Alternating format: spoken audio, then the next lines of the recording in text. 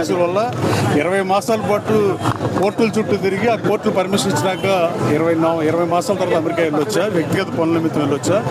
అమెరికాలో ఉన్న నిరంతరం గన్నవరం అభివృద్ధి కోసమే పనిచేసా.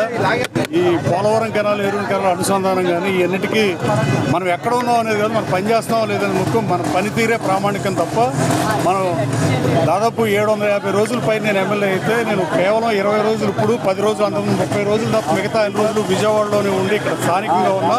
హైదరాబాద్లో ఉండి రాజకీయాలు చేయలే, నేను ఇంకెక్కడ ఉండి రాజకీయాలు చేయలే.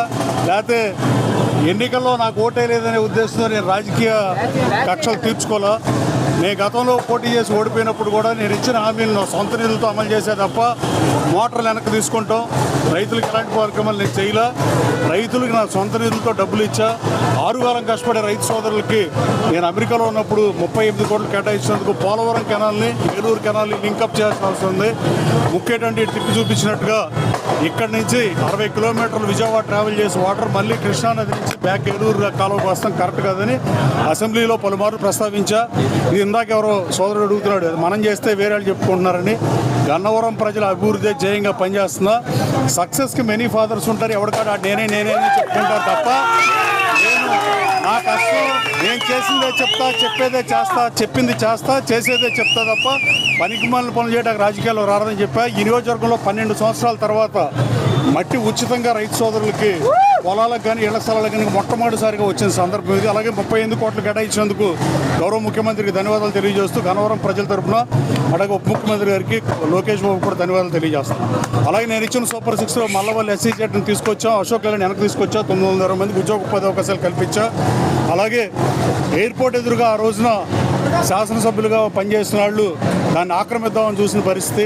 కానీ నేను గన్నవరం ప్రజల అభివృద్ధి ఎజెండాగా పనిచేస్తున్న ఆ రోజు చెప్పినా, ఈ రోజు చెప్పినా, రేపు చెప్తా. గన్నవరంలో పాదయాత్ర చేశా. గన్నవరం ప్రజల సమస్యలు నాకు తెలుసు. సూపర్ 6 ప్రకటించినట్లు 3 చేశా, ఇంకా 3 చేయాలి. 4 నేను చేయాల్సిందే లేదు. చంద్రబాబు గారు ఇళ్లపట్టాలు ఇచ్చే పరిస్థితి.